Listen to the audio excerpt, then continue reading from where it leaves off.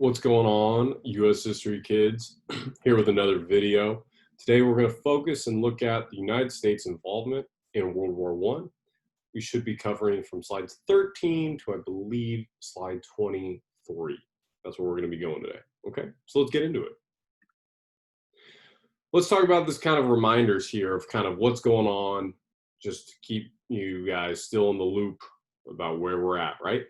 So in the last video, we talked about the setting off of kind of World War I, how it started. We talked about the assassination of Franz Ferdinand, among other things, right? And so now we have kind of the tables have been set. You have people who are the Allied powers, who are going to be in that green color, right? That kind of, I don't know, almost like baby throw up green color. And then you have the Central Powers, which are going to be made up of Germany, Austria-Hungary, Bulgaria, as well as the Ottoman Empire, which was which would be today, present-day Turkey, Saudi Arabia. Going too far. Israel, Syria, a mix of those kind of Middle Eastern countries. But those are the Central Powers. And again, the reason they're called the Central Powers is because they're surrounded on each side by Allied forces. There's also a handful of countries that are neutral for their own reasons: Norway, Sweden, Denmark, the Netherlands, Switzerland, Spain. They kind of have their own things going on. But from the perspective here of where the fighting is going to take place, which is going to be in Europe, if you remember, it involves the countries that are in green and orange. But today we got to talk about, how does the U.S. get involved? Again, that's just your list, right? U.S. is going to come into play later. Italy as well comes into play later. So here's kind of the U.S. attitude to the war. So at the beginning and the onset of the war, Americans kind of just wanted to stay out. They didn't really feel that attached to what was going on in Europe, and they thought it was a European issue. But as time went on, American attitudes really started to change, and more and more people wished to go to war to protect kind of American interest and democracy. The Americans had close relationships culturally and just diplomatically with the British, right? English-speaking country. American culture is kind of rooted in a lot of British values and historical customs. We had a pretty good relationship with the French as well. They came to help us out during the Revolution, so we kind of felt there are a lot of Americans felt, it's kind of our time to help them out, right? There was also things like what the Central Powers were doing. The way kind of Germany invaded for Belgium. They committed like a lot of human rights crimes at the time when they invaded, wiped out a lot of cities, killed a lot of innocent people. So Americans kind of definitely were leaning on the Allied side. And as the war went on, more and more people were like, at first we didn't really want to get involved, and I think now we should. And so that was kind of the attitude of the war in the United States at the time. Now let's get into more specific things of what really draws the U.S. in. So the Allies, again, before the United States involved, the Allies try to choke out Germany. Because I want to go back to this map. Oh, I'm going the wrong way.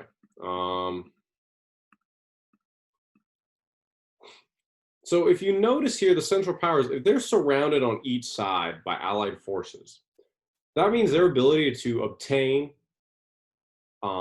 resources from different parts of the world is pretty cut down, because they can't go across these borders. It's hard for them to run trains across these borders, right? So the best way for them to get shipments from abroad or shipments to each other is within these borders, right? Or they have to use boats, right? This is still kind of the very early time of planes, so there's no really big cargo jets yet. And so, especially for Germany, up here in the North and Baltic Sea, ships would come in, and that's how they received a lot of supplies. Now, the Allies knew this at the time, and so they set up a blockade. And a blockade is when military forces prevent items and goods from reaching their destination. We usually think of a blockade in naval, in a naval sense, like on navies, but a blockade can be, blockades by land, by air, it could be different ways. So the Allies had created a blockade to prevent war supplies and goods from reaching Germany. And they made sure that, to try and choke out Germany. The idea was that, sure, we might not even, instead of trying to just conquer Germany, let's just try and cut off their supply line and, let them kind of die from within. In response, however, Germany was like, oh, you want to play it like that? Okay, then we're going to have unrestricted submarine warfare on any Allied ship in the Atlantic. Meaning, if we suspect an Allied ship is carrying weapons, supplies to their other allies, we're going to blow it up.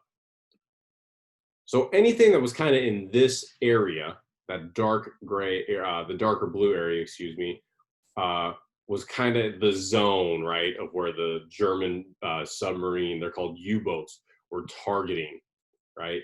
And so they were trying to destroy a lot of ships. So it wasn't really safe at the time to travel by boat across the United Kingdom. It was actually kind of dangerous. Those are what the boats looked like. Very basic early days of submarines. But the Germans made a pretty critical error and flaw. So on May 7th of 1915, there was a British kind of cruise line ship. It was headed to America. And over the period of 15 minutes, it was sunk by a German U-boat. The boat thought it was, carrying supplies of whatnot, to other Allied countries. The problem was it wasn't. It was just a cruise line ship. And there were 127 Americans who were on board and were killed on that ship. And it was a big deal back home because it just was still kind of early on in the war. And again, most Americans were still not sure. But when the Lusitania, when it sunk, that really affected people. And people thought it was a national tragedy. And this convinced a lot of people, like, yo, I think maybe we should go to war. And so then we have an American response, right? So America has to make a choice, right? Okay, so this cruise line, innocent people were killed on the ship. What are we going to do, Again, so upset and angry and concerned, we look to the leader, right, at the time, who's President Woodrow Wilson. And he maintained that it was important to stay neutral during the war. That was kind of always his idea. However, Woodrow Wilson also knew the reality of what was probably coming to America. So America, kind of in response to, started giving a lot of loans, a lot of money, and also quietly kind of supplies to France and England. And this is kind of, we could call this indirect warfare. So America isn't involved yet. They haven't sent soldiers, but they're sending especially a lot of money to support France and England, because wars cost money, right? Quietly, Woodrow Wilson orders that the U.S. Navy begins expanding, because Wilson knows that sooner or later this could eventually lead to American involvement in the war. And so we don't declare war on the Central Powers of Germany yet.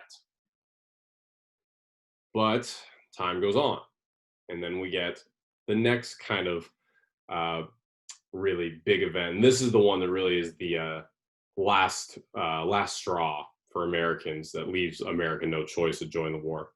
So as the war in Europe raged on, this is in 1917, early 1917, Germany was becoming desperate. Again, they were surrounded on all sides. The war at this point is very much of a stalemate. Neither side has really made advances. German government, the people are starting to lose faith. Same with the Austrian-Hungarians, the Ottomans. People are starting to lose faith, the Central Powers, that they can win the war. And Germany especially, who's kind of really leading the war effort, really is desperate. And they're worried that they're going to start running out of supplies, because the blockade is doing a really good job of limiting supplies and resources. So they start getting desperate. And then they come up with a pretty crafty, interesting idea and plan. A German official, Arthur Zimmermann, sends a letter to Germany, from Germany to Mexico, to their official delegation, and in the telegram asked them to join forces with Germany in an effort to kind of still catch the neutral U.S. by surprise and invade along the southern border. The telegram was ultimately intercepted by the British, who turned the message over to the US. And the US knew it really had no other choice at that point to enter the war. Now, you're probably thinking, well, what's in it for Mexico? Why would they even consider helping the Germans?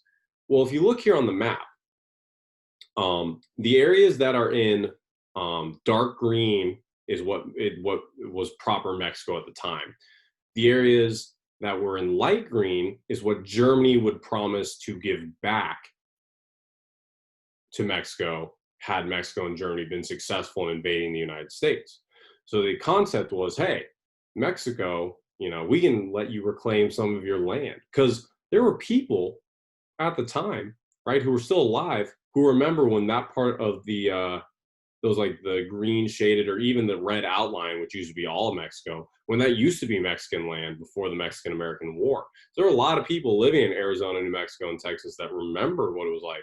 It wasn't that long ago when they were formerly, a part of Mexico. Um, but Mexico never really, I think, took the offer seriously. They never really had a great chance to think about it. Most of their top general officials said it would be unwise to make an enemy with uh, our border neighbor, and they also didn't think that they would be confident in being able to invade the United States. So this never came to fruition, but it is quite interesting to see. It's a big what if of history. Like, what if had Mexico, decided to do that? How would our relationship with them be different today? Something curious to think about. Again, the Zimmerman telegram, it came out in January, and then a few months later, the formal declaration of war on Germany happened on April 6, 1917. The war itself is only going to last one more year. The US involvement, and we'll talk more about it in the next video, is really what puts the Allies over the top, because the US was a young, fresh, and relatively new power in the world. Um, and they were about to flex their muscles on the Central Powers.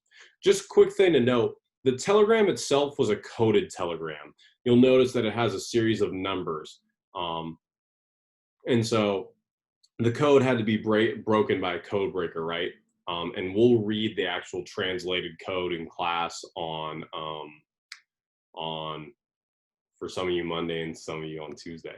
I think that's all I have. Yeah, that's all I have. I'm going the wrong way. That's all I have for you guys in this video. So we'll talk especially a little bit more about the Zimmerman telegram on Monday in class or Tuesday in class, and then we'll go from there. But you guys have a awesome rest of your day. Good weekend watching this video or whenever you're watching it. And yeah, I'll talk to you guys later. Take care.